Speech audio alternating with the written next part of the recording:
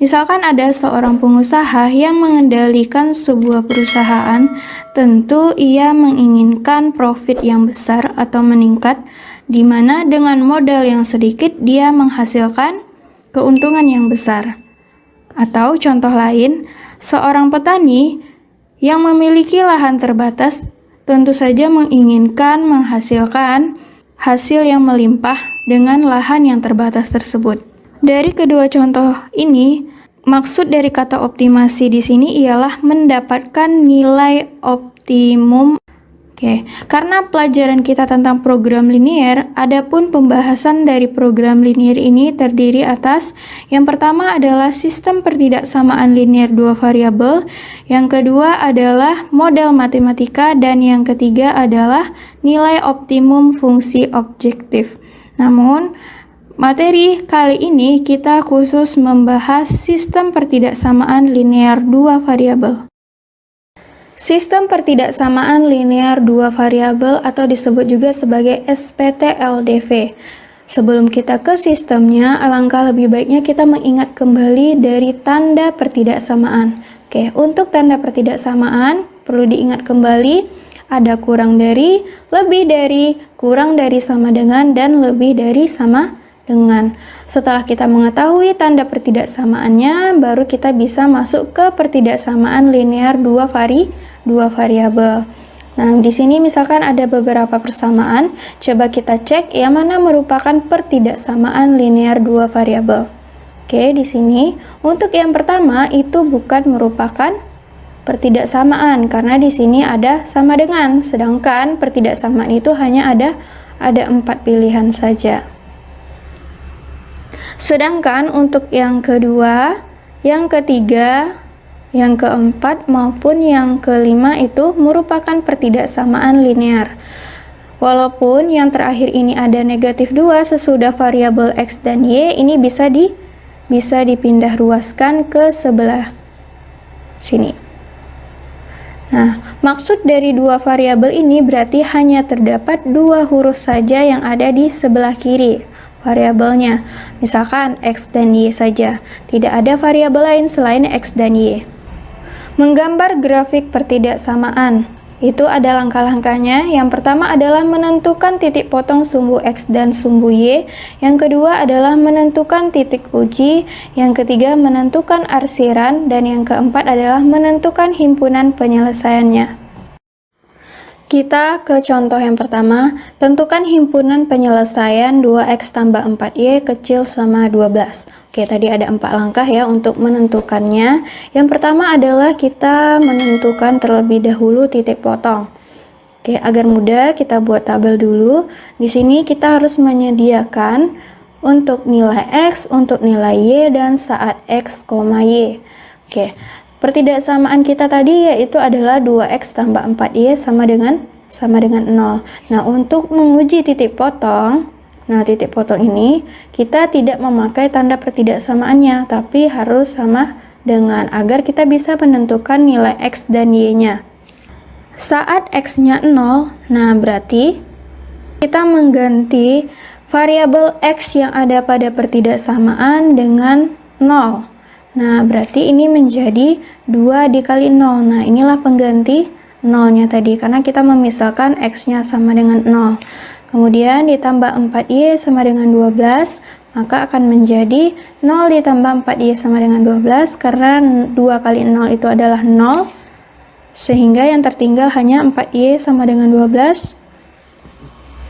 Maka y itu sama dengan 12 dibagi 4, sehingga nilai y itu sama dengan 3.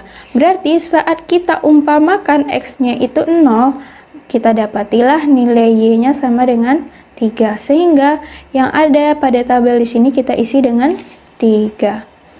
Untuk x, y-nya menjadi 0,3 karena dimulai dari x kemudian y, sehingga dia menjadi 0,3.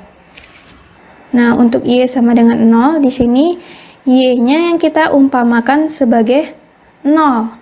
Maka saat kita masukkan ke persamaan ini, dia akan menjadi 2x ditambah 4 kali 0 sama dengan 2 di mana nilai Y tadi kita ganti menjadi 0.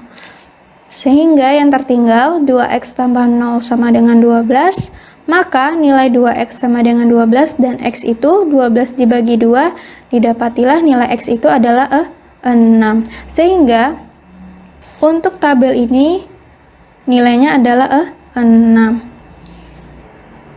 Berarti saat Y kita umpamakan sebagai 0, maka nilai X-nya 6. Sehingga di kotak bagian X, Y-nya ini adalah 6,0. Langkah selanjutnya adalah membuat koordinat kartesius. Nah, ini masih ingat ya koordinat kartesius. Kemudian kita masukkan nilai 0,3 ini dan 6,0 ini ke dalam koordinat kartesius ini. Nah, yang pertama itu adalah 0,3. Berarti saat x-nya 0, kalau x-nya 0 berarti tepat di sini, y-nya adalah 3. Mana yang y? Nah, ini ya. Berarti ini adalah 0,3. Kemudian saat 6,0 berarti x-nya yang 6, y-nya yang 0. Y-nya yang 0, x-nya yang 6. Berarti 6-nya di sini. Oke, ini merupakan 6,0. Sehingga jika kedua titik ini kita satukan, terdapatlah suatu garis. Nah, garis ini merupakan pertidaksamaan dari 2x tambah 4y kecil sama 12. Perlu diperhatikan di sini jika tanda pertidaksamaannya mengandung sama dengan, nah seperti ini ya, kan ada kecil sama dengan.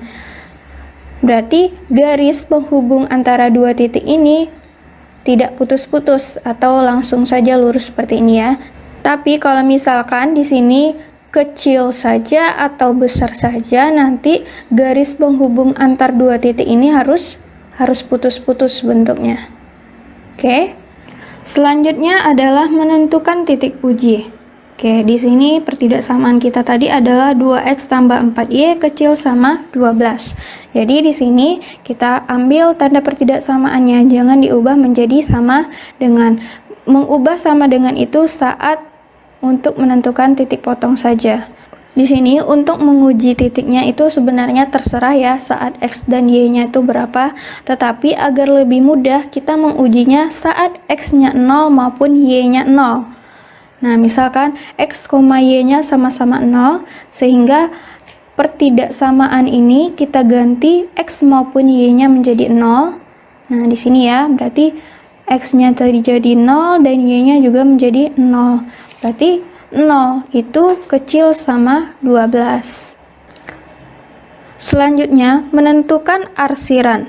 Oke, menentukan arsiran ini bergantung pada titik uji. Nah, titik uji kita tadi kan di 0,0, berarti di pusat ini ya. Apakah 0 itu memang lebih kecil sama dengan 12? Nah, benar ya, berarti pernyataan ini benar. Saat di titik pusat atau 0,0, ternyata pertidaksamaan 2x tambah 4y kecil sama 12 ini bernilai benar, maka daerah arsirannya itu merupakan daerah yang mendekati titik pusatnya. Nah, sekarang yang titik pusat itu dari garis pertidaksamaan itu adalah yang ini. Berarti arsirannya merupakan daerah yang ada di sini. Karena di sini 0 itu memang kecil dari 12, berarti hasil arsirannya itu mendekati titik pusat, makanya arsirannya ke bawah. Tapi jika di sini pernyataannya nanti salah, berarti dia menjauhi titik pusat, berarti dia ke atas. Makanya di sini arsirannya mendekati titik pusat atau ke bawah semuanya arahnya. Dan untuk menentukan himpunan penyelesaiannya itu adalah yang merupakan daerah arsiran. Jadi himpunan penyelesaiannya adalah daerah yang terkena arsiran ya. Nah, arsiran ini sebenarnya sampai ke bawah ya, atau di bawah dari garis yang ada di sini. Contoh yang kedua, tentukan himpunan penyelesaian x tambah 3y besar 6. Oke, kita tentukan dulu titik potongnya, sama kita buat dulu tabel agar kita mudah menentukan nilai x, y-nya. Karena pertidaksamaan kita itu adalah X tambah 3Y sama dengan 6, kita ujikan dulu saat X-nya itu 0, maka kita ganti nilai X-nya menjadi 0, sehingga persamaannya menjadi 3Y sama dengan 6, Y-nya 6 bagi 3, sehingga Y-nya adalah 2. Berarti saat X-nya 0, nilai Y-nya menjadi 2. Maka di sini nilainya adalah 2. Dan X, Y-nya menjadi 0,2. Selanjutnya saat Y-nya yang 0, maka kita ganti Y yang ada di sini menjadi 0. Sehingga X tambah 0 sama dengan 6, maka X-nya adalah 6. Sehingga saat Y-nya 0, X-nya adalah 6. Kita isi di tabel ini menjadi 6. Dan X, Y-nya adalah 6,0. Langkah selanjutnya kita masukkan ke koordinat kartesius. Tentukan titiknya masing-masing. Yang pertama itu adalah saat 0,2 dan 6,0. Untuk 0,2 berarti berada di sini, di mana X-nya 0, Y-nya yang 2. Makanya dia disumbu Y 2-nya. Ini untuk 0,2. Selanjutnya 6,0. Nilai X-nya adalah 6 dan nilai Y-nya adalah 0. Di sini kan sumbu X, makanya di sini titik 6-nya. Maka titik ini merupakan 6,0, sehingga kita gabungkan kedua titik ini agar kita bisa menentukan daerah arsiran nanti apakah dia ke atas atau ke bawah. Nah, karena di sini tidak terdapat tanda sama dengan pada pertidaksamaannya, maka garis penghubungnya nanti itu harus putus-putus. Sedangkan kalau yang tadi terdapat tanda sama dengan di pertidaksamaannya, makanya dia garis lurus seperti biasa saja.